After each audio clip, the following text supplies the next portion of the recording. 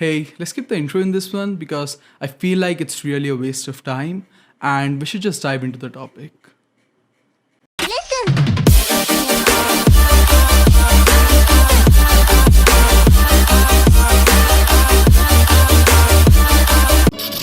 I stopped coding. Hey there, it's been a minute. And yeah, I don't code anymore. It's been like a few months since I wrote a line of code in Swift. If you don't know, I use Swift professionally to make iOS apps. Now, why did I stop coding? There's no specific reason actually, but I do have 4 points to share. So right away, point number 1, it is a closed box. What I mean by that is, let's say you're a coder, a software engineer, whatever, at some company. And this is my personal opinion. You are limited to writing code. I mean, if you're an Android developer, you'll just make Android apps. Now, of course, that's your job, so that's what you'll do, but that's one of the reasons why I stopped coding. You see, I like to be heavily involved in things that I'm working on. So let's say if I'm SDE at Zomato or a similar startup, I don't really have the authority to look beyond the point in the project that I'm currently working on. And this is really bad at big companies like Facebook and Google. There's not too much transparency in projects.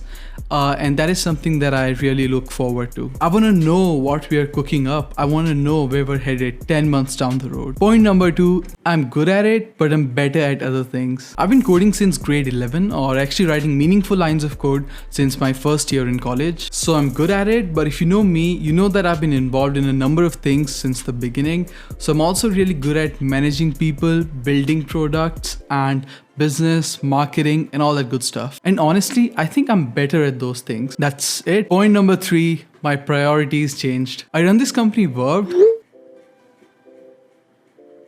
So if you see any entrepreneur that used to do coding in the beginning, they end up not doing it anymore. Like Mark Zuckerberg. And that's because there are more important things to focus on when you're in the executive position and handling things on a larger scale. I mean, I have developers, or I could hire more to do the coding and the development stuff, and myself focus on developing and scaling the business. So that's why I had to focus less on coding and more on things other than coding. At times I also felt like there are so many skills that I should have to be a better tech guy. Like if you're a coder, why just limit yourself in that closed box? Why not explore more, right? So that was the 3rd reason. 4th reason, I'm done with it. That's probably it. I've done so much coding that I just feel like now it's time to move on. Thinking about GSOC last year, I haven't shared this, but after the second evaluation, I felt like withdrawing my project because I was like, okay, 2 months done, GSOC. This was GSOC, fine, let's move on. What's next? It's just the Google Summer of Code certificate and the other benefits that come with it that kept me motivated till the end of the program. So those are the reasons for why I stopped coding. Now, of course, I run a tech company, so I do want to make iOS apps whenever I feel like it.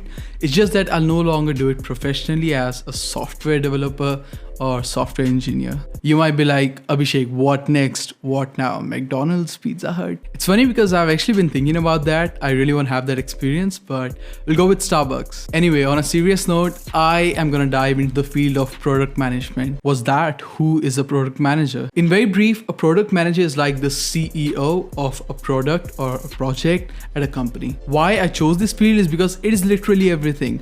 Like a product manager knows how to code. They lay out the whole plan for the product, the whole journey. They communicate with all the stakeholders. They understand the user needs and understand the market demand. So that's it. You know, coding is hella fun. I like it. Love the part to just cook up anything you want. It's amazing. But for me, I want to do more. Also, I've got so much stuff coming up, not just tech, because I really want to get into this whole YouTube thing. But anyway, let me know in the comments if you have any specific video requests, and I'll definitely try to put them down in my list of videos. I also started a podcast called A Life Worth Living. You can find it on SoundCloud. Have you ever had a dream that you can find it on SoundCloud, Apple Podcasts, and soon on Spotify. Just search A Life Worth Living. You'll find it. I'm also going to be doing a lot of interviews of really cool people. We'll have amazing guests on the show, but that's all for this video. Hey, if you made it to the end, thank you so much for watching the video. I really do appreciate it. Make sure that you subscribe and don't forget to follow me on Instagram at iSwiftShake. DM me any questions. I'll definitely get back to you. See you in the next video.